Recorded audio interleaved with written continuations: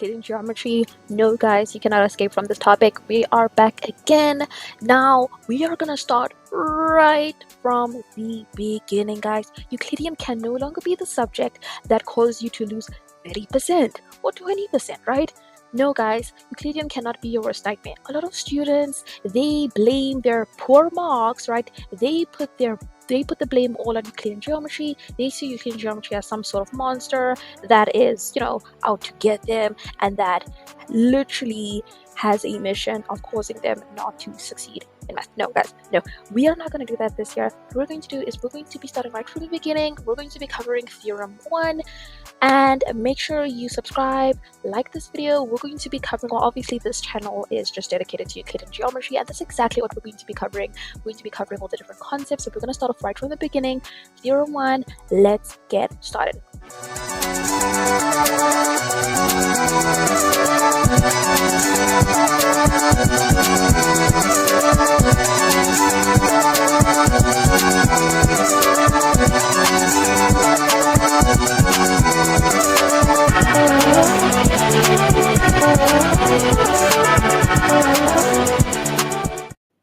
Okay, so let's pay attention to Theorem 1, segment through center and midpoint. We first have to understand what exactly a segment is. Now, segment just refers to a line. A segment is just a line, guys. It's not complicated. A segment is just a line through center and midpoint. Okay, so now let's look at this diagram over here. They tell us that the line segment, which is the radius, please remember that a line segment is just a line. Like a segment is just a line, okay? And in this case, they're referring to a radius. Before we continue on, guys, let's understand what exactly a radius is. I know so many students, they don't know what a radius is. They don't know what a diameter is. I'll explain exactly what a diameter is, in our next videos. Now, let's first continue on with a radius, okay? So we cannot continue on without first understanding what a radius is, okay?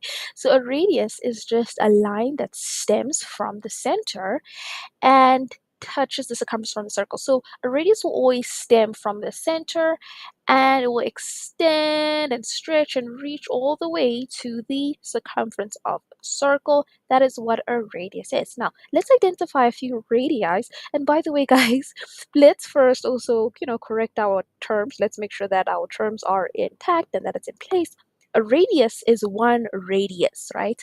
Radii refers to multiple radiuses. That's not even a word.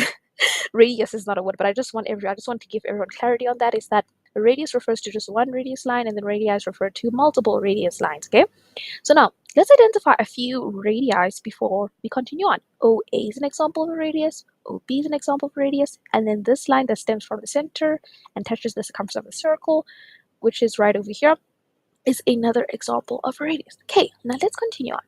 So now they tell us that the line segment, which is a radius joining the center of a circle and the midpoint. So what they're telling us is that the line over here, the line segment that starts right over here at the center, joins MM. In this case is the midpoint, right? So they're telling us that this line, the line that's in between O and M, joins O and M together, basically. Okay, but that's not important, guys. I just want to make sure everybody's, everyone understands what I'm talking about right over here. Everybody's on track with me.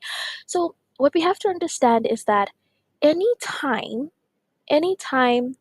you have a circle, what this theorem essentially tells us is that if you have a line segment that stems from the circle, and if it touches a chord, I'll explain to you in just a minute what exactly a chord is. If that line segment stems from the circle and it touches the chord, if that chord so happens to be split into two equal parts, the angle between the line segment and the chord, the angle between the line segment and the chord would be this angle over here, will be equal to 90 degrees, okay? So that's extremely important to remember. So this angle over here will be equal to 90 degrees, okay? So what are a few things that we have to look out for, guys? We first have to look for if we have a chord, a line segment, and if that chord is split into two equal parts, okay? So what they're essentially telling us is that if we have a line segment that stems from the center, if it touches the chord, if that chord so happens to be split into two equal parts, that angle between the chord, which is AB, and the line segment, which would be this line over here, will be equal to 90 degrees. So what does that mean, guys? That means M2 and M1 are equal to 90 degrees, okay? So that's extremely important to remember. So M2 is equal to 90 degrees, M1 is also equal to 90 degrees, and that's essentially the concept of this theorem, Theorem 1. That's it, okay? Now, before we continue on, I first want to also explain what exactly a chord is, okay? So now, what exactly is a chord? Okay, a chord is very different from a radius. Okay, a chord is not the same thing as a radius. Okay, a chord is a line that carves different parts of a circle out, right? So it carves this part of the circle out, creating a segment. By the way, this part over here that the chord has created is called a segment. It's just like a little space. It's just a little space over there. Okay, this part over here is called the chord, right? What makes a chord different from a radius? A radius is a line that stems from the circle. Okay, so that's a radius. That over here is an example of a radius. This over here is an example of a chord, because literally a chord literally cuts out, different parts of a circle out. It carves different parts of the circle out. Remember that a radius is very different from a chord. What is a radius? A radius is a line that stems from the center and touches the circumference of that circle. So in this case, that would be the center.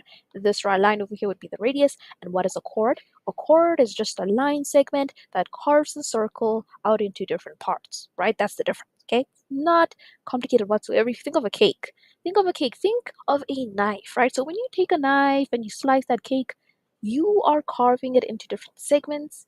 Think of the knife being, the chord, basically, or that sliced part as being the chord. Okay, so it's actually very simple. If you think of it like a cake, think of a cake, guys. If you think of a cake, if you were to take a knife and slice that cake into different parts, the part that you slice the cake into, or the part that you sliced right out of the cake, would be seen as the chord. Just think of that. Think of that little part over there. That's the chord, okay? Okay, so a chord, just like I said previously, is just a line segment that carves the circle out into different segments or parts. That's the difference, right? So a chord can carve it out in this way, it can go over in that way, it can be in any direction except for the center. It just can't go through the center, okay? It can go in any other direction except for running through the center. It can't run through the center, okay? Very important to understand, okay? So now we understand what the first theorem is. Now, before we continue on, we have to understand what rule does this theorem fall under, okay? Because in Euclidean geometry, guys, when you are stating something, you can't just randomly put any, statement that you want. No, there are a few statements that you have to abide by. There are a few statements that have been approved by, the governing body here in South Africa, etc., that you'd have to put into your paper, okay? And what is that rule? What is it, guys? I'm going to put it right here on the screen. As you can see, it is line from center perpendicular to the chord. Now, let's dissect through this, this statement, this Euclidean statement a bit further. If you come across any question or any Euclidean question or any diagram that has a line segment, you can clearly see a line segment that touches a chord that's already split into two equal parts. What exactly does that mean, guys? That means that line segment is perpendicular to the chord. Okay, well, obviously we already spoke about how M2 and M1 is going to equal to 90 degrees. Well, obviously, if you have two lines, right, and if the angle between those two lines are equal to 90 degrees, it obviously means that line would be perpendicular to the line that it's touching. So in this case, guys, OM is perpendicular to A and B. And what theorem will you use to justify and solidify and verify and clarify your answer, just like we spoke about previously? The rule for this would be line from center perpendicular to chord. Line from center, this line over here, line from center is perpendicular to chord. That is it, okay? So it's very, very, very important to remember, guys. Okay, now to touch off the very last part, what are the few things that you have to look out for when you would like to use the theorem line from center perpendicular to chord? Well, the very first thing is you have to look for a chord. I'm going to go through it again, guys. I'm going to review it once again. I just want everybody here to understand what exactly a chord is, guys, because there is just no way you are going to, there's no way you're going to even get 2. Some students, they don't even get 2 out of 30. They lose all their marks.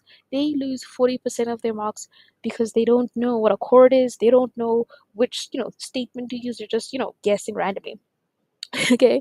Okay, so now let's look at a chord. We're just going to touch base on that once again. Okay, so a chord, just like I said previously, guys, just think of a cake. A chord is just a line that carves different segments or different parts out of a circle. Okay, that's a segment. It can be in any direction. A chord can be any direction as long as it doesn't run through the center of the circle. Okay. By the way, the green lines are chords, and this part over here, the part that it carved right out of the circle, would be seen as a segment. Okay, so that is a segment. That's a chord. Okay, so now let's go back and understand what exactly a midpoint is. What is a midpoint, guys? Just look at the word.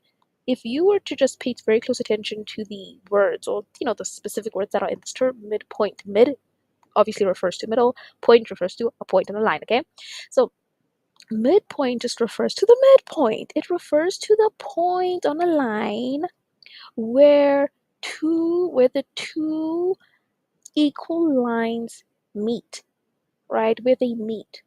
Okay, so a midpoint can only exist on a line that is made up of 2 equal parts. Okay, so the midpoint would just be the midpoint of the line. That's it, just the midpoint of the line. It is the point at which two parts of the line that are equal to each other meet. That's it. That is the midpoint. Okay, and what is the center? Obviously, we know the center of the circle. That's usually something that they would state in the question. Guys, don't just guess and say, oh, this point is the center. Even if it looks like a center, never, ever, ever, ever, ever assume anything in math. Never. You will lose marks. Okay. And then what's a radius? Just to touch base again, guys. A radius is a line that stems from the circle and touches the circumference of a circle. Okay. Now, how exactly does this apply to this theorem? Line from center perpendicular to chord. Please remember to look out for the following. Okay, if we're going to use this statement right over here, you would need a center, obviously. Okay, obviously we would need a center, we'd need a radius. If that radius, if not even a radius, sorry, line segment, it doesn't have to be a radius, guys. It can just be any line that stems from the circle up from the center, as long as it stems from the center. Okay, so any line segment that stems from the center. So what you'd need is you need the center, you'd need your line segment, and you'd need the chord. If that line segment splits that chord into 2 equal parts, that is when this proof or this statement right over here would be applicable, meaning that we would have a 90-degree angle. This point over here, the midpoint, would be equal to 90 degrees, meaning that the line from the center is perpendicular to the chord. And that is all you have to know. Very easy, very simple. Make sure you watch out for the next video. In the next video, we're going to be covering Theorem 2. We're going to be reviewing Theorem 2. You don't want to miss out. I will see you in the next video.